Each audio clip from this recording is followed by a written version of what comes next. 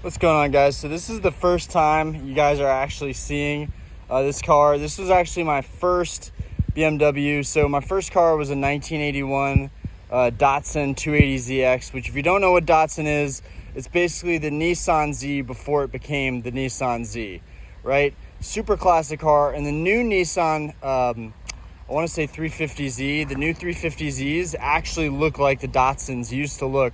But basically, my dad wrecked my Datsun, and I really didn't have a choice. I had to get a new car, so I decided to get the 325. I just finished my walk and thought, you know what? Let's do that fresh content. Let's make that content about things that I love, things that I enjoy. So here goes it. This was a one-owner 325i. It's a 2.5 liter. It only has 184 horsepower, so it's probably the slowest of the E46 chassis 3 Series. But honestly, in my opinion, this car is one of the nicest looking cars out on the road, even by today's standards. From the headlights to the classic traditional bumper and the grills. This is a car that I highly recommend if you're looking for a budget build car for super cheap.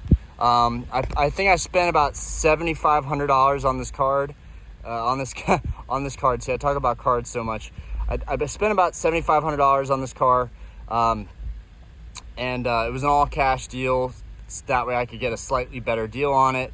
The guy actually last minute did not want to sell the car to me. He was like having kind of last minute remorse by trying to sell it. I think he thought it was maybe worth more. I think $7,500 was fair. It had 94,000 miles on it.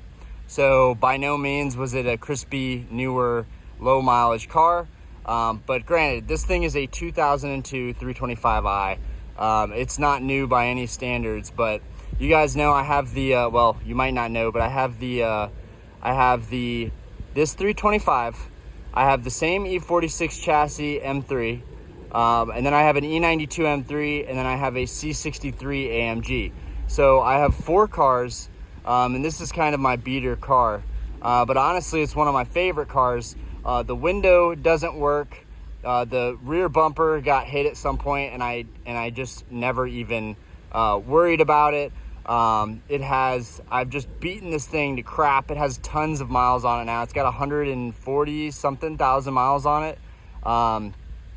The thermostat's been replaced, radiator's been replaced, control arm's been replaced. It uses liquid moly oil. I change the coolant out pretty much every couple months because there's a slight leak. So really I'm just topping off the coolant. And I'm trying to think what else. It burns about a quart of oil every 1,000 miles, which is one of the worst things about these older BMWs, but I wouldn't change it for anything. I love this car so much.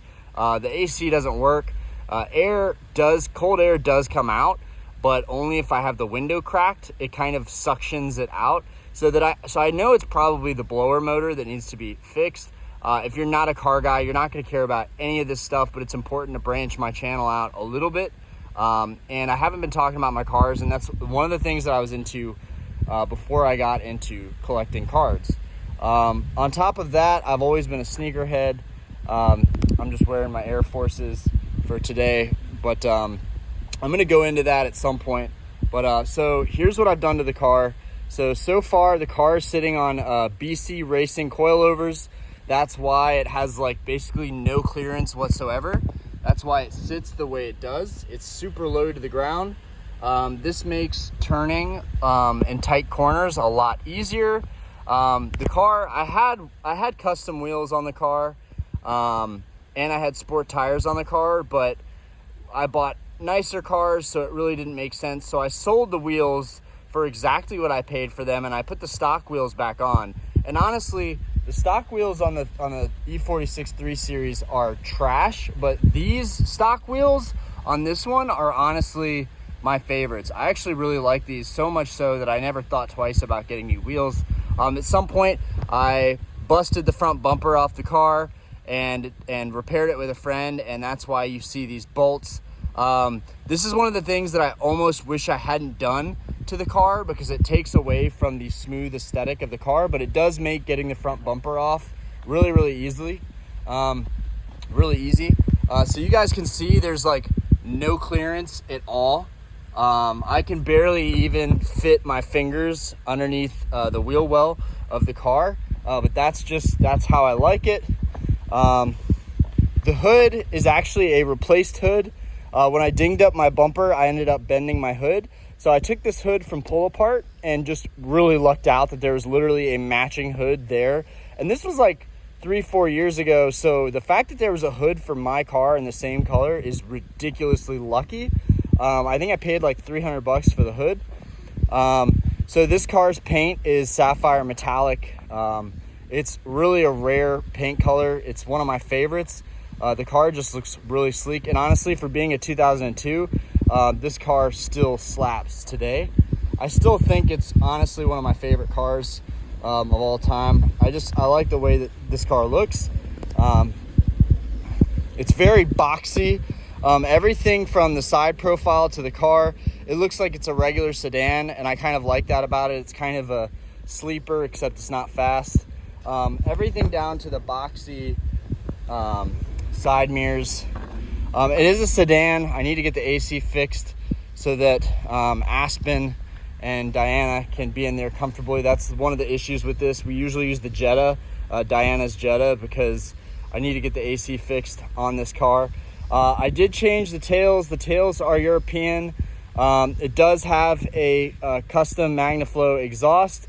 It's one of my favorite things about the car. It actually sounds really, really gnarly. And then these are Depo European style tails.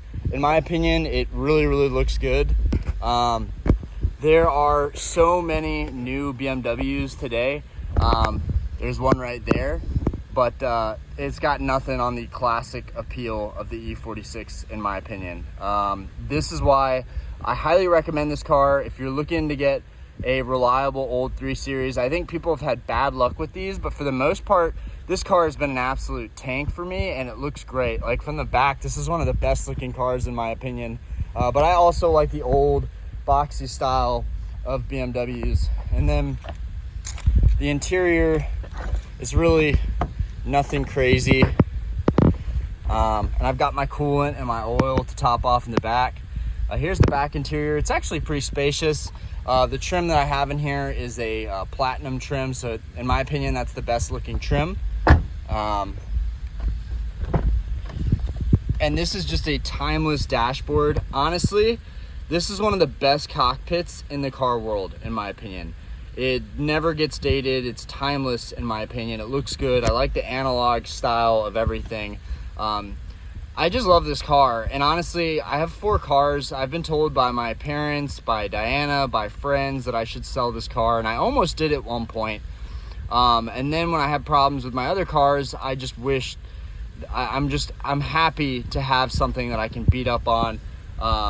It's got the, I kind of wish that it was cloth interior because it would have made the car a little lighter, but it is the leather interior.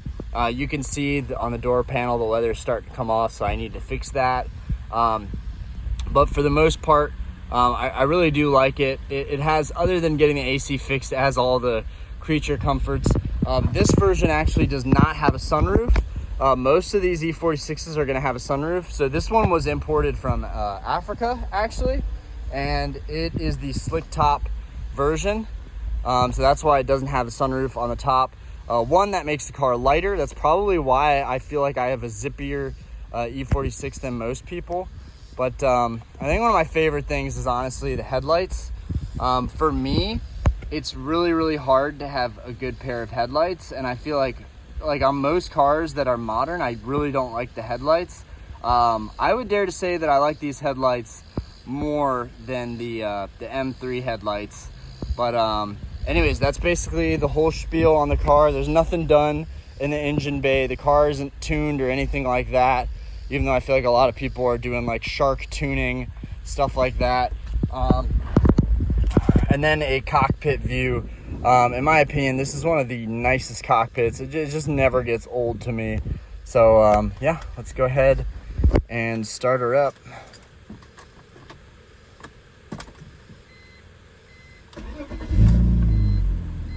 Every time, it's just, I love this car. So Yeah, we've got 145,000 miles. Yeah, 938. So we have 146,000 miles on this car, and it's still going strong. It still runs like a top. So I really like the 3 Series. If you're looking for a budget BMW build, this is a car that I highly recommend. But at the same time, if you're going to spend the money on an E46, you might as well get the M3. I will say that the M3 now is way more expensive than it was when I bought it. So back when I bought my M3, I want to say that it was 13,000, and this car was 7 grand just a year or two before that. Now the E46 M3 is, I want to say, around like maybe like 20 to 30, I think, for a low mileage M3. And I do think 100,000 miles for an E46 M3 is still relatively low mileage. That's just my opinion. I know a lot of people are going to disagree with me on that, but a car needs to be broken in, and having decently higher mileage verifies that that car is reliable, and that's probably the reason why I buy slightly higher mileage cars. All of my cars have been pretty good to me, aside from little things here and there that need to be maintained, but overall things have been pretty good. The E46 M3 has had some issues with the SMG transmission, but I'm not going to go into that. I'll save that for another day when I review that car. But I just thought it was time on this channel that I reviewed one of my cars, and I'm not sure if I've talked about them before, maybe once, but I love my cars, so I'm gonna talk about them a little bit. Anyways, peace out, guys. Hope you enjoyed the video. If you're a car fan and you like the E46 chassis, let me know. All right, peace.